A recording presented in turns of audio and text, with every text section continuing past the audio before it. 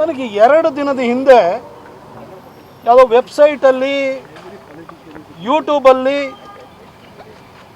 ಒಂದು ಯಾರೋ ಹೇಳಿಕೆ ಕೊಟ್ಟರು ಅಂತ ಒಂದು ವಿಡಿಯೋವನ್ನು ಕೆಲವರು ಕಳಿಸ್ಕೊಟ್ರು. ನಾನು ವಿಡಿಯೋನ ನೋಡಿದೆ, ಅದರಲ್ಲಿ ಮಾತಾಡಿದ್ದು ನೋಡಿದೆ. ನಾನು ಇವನು ಯಾರೊಬ್ಬ ಒಳ್ಳೆ ಪೊರ್ಕಿ ಥರ ಮಾತಾಡಿದಾನಲ್ಲ ಅಂತ ಅನ್ನಿಸ್ತು ನನಗೆ. ಮೈಸೂರಲ್ಲಿ ಇಲ್ಲೊಬ್ಬ ಕಾಂಗ್ರೆಸ್ ವಕ್ತಾರ ಅಂತ ಒಬ್ಬ ಪೊರ್ಕಿ ಇದ್ದಾನೆ, ಅಲ್ಲಿ ಚಿಕ್ಕಬಳ್ಳಾಪುರದಲ್ಲಿ ಅಲ್ಲೊಬ್ಬ ಇನ್ನೊಬ್ಬ ಎಲ್ಲರನ್ನೂ ಅಪ್ಪ ಅಪ್ಪ ಅಂತ ಕರೀತಾರೆ, ಪೊರ್ಕಿ ಥರ ಮಾತಾಡೋನು ಇದ್ದಾನೆ. ಇದು ಯಾರಪ್ಪ ಮದ್ದೂರದಲ್ಲಿ ಹೊಸ ಪೊರ್ಕಿ ಬಂದಿದ್ದಾನಲ್ಲ ಅಂತ ನನಗೆ ಅನ್ನಿಸ್ತು. ಕೊನೆ ಗೊತ್ತಾಗಿದ್ದು ಯಾರಪ್ಪ ಅಂದ್ರೆ ಅಲ್ಲಿ ಸನ್ಮಾನ್ಯ ಶಾಸಕರಾಗಿರುವಂತಹ ಉದಯ್ ಕದಲೂರು ಅಂತ ಗೊತ್ತಾಯಿತು. ನನಗೆ ಆಶ್ಚರ್ಯ ಆಯಿತು. ಅಲ್ಲೇನೋ ಹಿನ್ನೆಲೆ ಬಗ್ಗೆ ಮಾತಾಡ್ತಾ ಇದ್ದಾರೆ, ಯಾವುದೋ ಪತ್ರದ ಬಗ್ಗೆ ಮಾತಾಡ್ತಾ ಇದ್ದಾರೆ, ಹೆಸರಿಗೆ ಹಿಂದೆ ಮುಂದೆ ನಾಯಿ ಸೇರಿಸಿ ಮಾತಾಡ್ತಾ ಇದ್ದಾರೆ.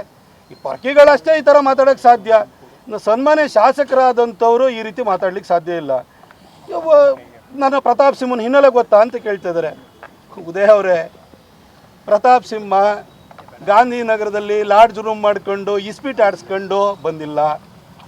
ಕಸಿನೋದಲ್ಲಿ ಟೇಬಲ್ ಬುಕ್ ಮಾಡಿಕೊಂಡು ಜನರಿಗೆ ಹೆಣ್ಣು ಎಣ್ಣೆಯನ್ನು ಫ್ರೀಯಾಗಿ ಕೊಟ್ಬಿಟ್ಟು ಕಾಸು ಮಾಡಿಬಿಟ್ಟು ಜನರಿಗೆ ಕವರಿಗೆ ಕೊಟ್ಬಿಟ್ಟು ಲಾಟ್ರಿ MLA ಆಗಿ ಬಂದಿಲ್ಲ. ನಾನೊಬ್ಬ ರೈಟ್ರಾಗಿ ಬಂದಿರೋ ಅಂಥವನು.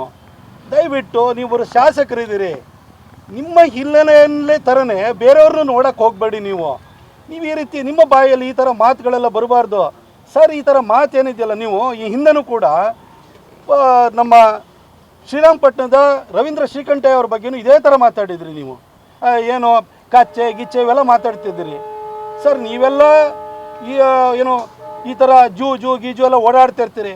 ಬಹುಶಃ ಈ ಥರ ಬೇರೆಯವ್ರ ಬಗ್ಗೆ ಎಲ್ಲ ನೀವು ಈ ಥರ ಕಚ್ಚೆ ಗಿಚ್ಚೆ ಎಲ್ಲ ಮಾತಾಡ್ತಿರಲ್ಲ. ನೀವು ಮನೇಲೇ ಇರ್ತಿರೋ ಕ್ಷೇತ್ರದಲ್ಲಂತೂ ಇಲ್ಲ, ಮನೇಲಿ ಇರ್ತಿರೋ ಗೊತ್ತಿಲ್ಲ. ನಿಮ್ಮ ಮನೆಯಲ್ಲೋ ಕುಟುಂಬದಲ್ಲೋ ಯಾರು ಸಂತ್ರಸ್ತರು ಫಲಾನುಭವಿಗಳಿದ್ದಾರೆ, ಯಾಕೆ ಇಷ್ಟೊಂದು ಖಚಿತವಾಗಿ ಹೇಳ್ತಾ ಇದ್ದೀರಲ್ಲ ನೀವು? ಸಾರ್ವಜನಿಕ ಜೀವನದಲ್ಲಿ ಸ್ವಲ್ಪ ಸಭ್ಯತೆಯನ್ನು ಇಟ್ಕೊಂಡು ಮಾತಾಡಬೇಕಾಗುತ್ತೆ. ಅಲ್ಲೇನೋ ಇಸ್ಪೀಟ್ ತಟ್ಟಬೇಕಾದ್ರೆ ಅಲ್ಲಿ ಟೇಬಲಲ್ಲಿ ಜೊತೆಲಿ ಕೂತಿರ್ತಾರಲ್ಲ ಅವ್ರ ಎದುರುಗಡೆ ಎಣ್ಣೆ ಹೊಡ್ಕೊಂಡು ಮಾತಾಡ್ದಂಗೆ, ಅಥವಾ ಕಸಿನೋದಲ್ಲಿ ಅಲ್ಲಿ ಡ್ಯಾನ್ಸ್ ಮಾಡ್ತಿರ್ತಾರಲ್ಲ ಅವ್ರ ಎದುರುಗಡೆ ಮತ್ತಿನಲ್ಲಿ ಮಾತಾಡ್ತಾ ಇದ್ದಂಗೆ ಸಾರ್ವಜನಿಕ ಜೀವನದಲ್ಲಿ ಮಾತಾಡಬಾರ್ದು ಸರ್. ಕೆಲವೊಂದು ಸರಿ ಗೆದ್ದಿದ್ದೀರಿ, ಜೂಜಲ್ಲಿ ಹೆಂಗೆ ಗೆದ್ದಂಗೆ ಇಲ್ಲೂ ಕೂಡ ಮದ್ದೂರಿನಲ್ಲಿ ಗೆದ್ದಿದ್ದೀರಿ ನೀವು.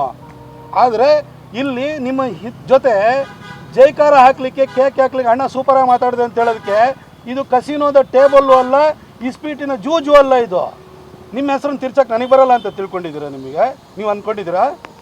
ದಯವಿಟ್ಟು ಸಾರ್ವಜನಿಕವಾಗಿ ಮಾತಾಡ್ಬೇಕಾರೆ ಪಕ್ಕದಲ್ಲಿ ಒಂದು ಮಹಿಳೆನ ಕೂರಿಸ್ಕೊಂಡು ನೀವು ಈ ರೀತಿ ಮಾತಾಡ್ತೀರಿ. ನೀವು ನಿಮಗಲ್ಲೇನು ಒಂದು ಸಭಾ ಮರ್ಯಾದಿಲ್ಲ. ನಿಮಗೆ ಕಸಿನೋದ ಟೇಬಲ್ಗಳು ಇಸ್ಪೀಟ್ ತಟ್ಟುವಂತಹ ಅಡ್ಡಗಳಿಗೂ ಪ್ರೆಸ್ ಮೀಟಿಗೂ ವ್ಯತ್ಯಾಸ ಗೊತ್ತಿಲ್ವ ಸರ್? ಮದ್ದೂರಿನಲ್ಲಿ DC ತಮ್ಮಣ್ಣವರು ಬಹಳಷ್ಟು ವರ್ಷದಿಂದ ಅಲ್ಲಿನ ಶಾಸಕರಾಗಿದ್ದರು. ಮುಸಲ್ಮಾನರೇನು ಹೊಸದಾಗಿ ಬಂದಿದ್ದವರಲ್ಲ, ಅವ್ರು ಯಾವತ್ತೂ ಕೂಡ ಸಮಸ್ಯೆ ಏನಾಗಿಲ್ಲ.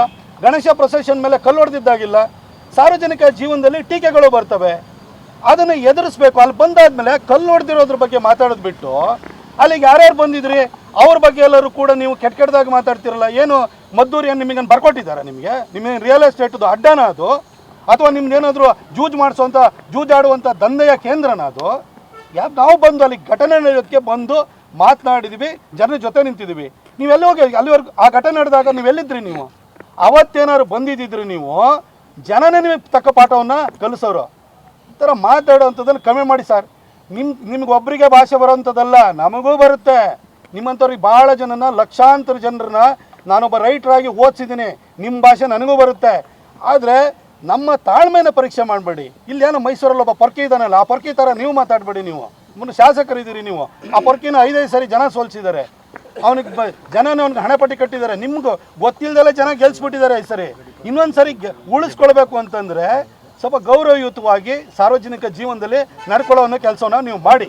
ಆಮೇಲೆ ನಿಮಗೆ ಪಿತೃ ಸಮಾನರಾಗಿ ಸಿದ್ದರಾಮಯ್ಯ ಸಾಹೇಬರಿದ್ದಾರೆ. ಅದೇ ರೀತಿಯಲ್ಲಿ DK ಶಿವಕುಮಾರ್ ಅವರಿದ್ದಾರೆ. ಏನು ಪತ್ರ ಅಂತಿಲ್ಲ, ಎಲ್ಲಿದೆ ಪತ್ರ ತೋರಿಸ್ರಿ. ಸುಮ್ಮನೆ ಏನೇನೋ ಕೂತ್ಕೊಂಡು ಮನೆಯವ್ರನ್ನೆಲ್ಲ ಎಳ್ಕೊಂಬರೋಂಥ ಕೆಲಸ ಮಾಡಬೇಡಿ.